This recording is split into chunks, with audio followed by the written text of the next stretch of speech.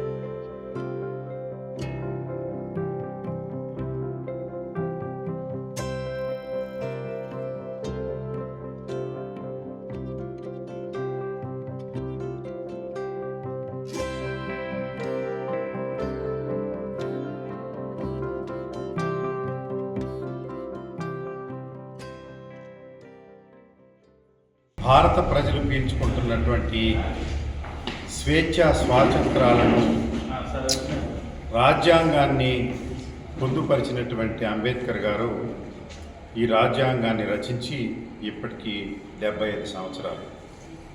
ఈ 75 సంవత్సరాలు వారు రచించినటువంటి ఈ రాజ్యాంగాన్ని ఆనాడున్నటువంటి మేధావులు 140 మంది కలిసి ఆమోదించిన రోజు. ఈ రాజ్యాంగం రచించడం ఆమోదించడం వల్లే ఈ రోజున దేశవ్యాప్తంగా ప్రజలు స్వాతంత్రంతో స్వేచ్ఛా వాయువులు పీల్చుకుంటూ ప్రజాస్వామ్యబద్ధంగా జీవనం సాగిస్తూ ఉన్నారు. ఈ రాజ్యాంగం రచించినటువంటి ఈ రోజున ఆంధ్రప్రదేశ్ రాష్ట్రంలో రాజ్యాంగాన్ని అమలుపరచడంలో కొంత వ్యత్యాసాలు కనపడుతూ ఉన్నాయి. సామాన్యుడి వాక్ స్వాతంత్రాన్ని పీల్చే విధంగా రాష్ట్ర ప్రభుత్వం ప్రస్తుతం ప్రవర్తిస్తూ ఉంది. కనుక అంబేద్కర్ గారి స్ఫూర్తిని మనం మననం చేసుకుంటూ వారు ఎలా అయితే రాజ్యాంగాన్ని పొందుపరిచారో దాన్ని అమలు జరిగే విధంగా ఈ ప్రభుత్వం మార్చుకోవాలని వారిని నేను డిమాండ్ చేస్తూ ఉన్నాను.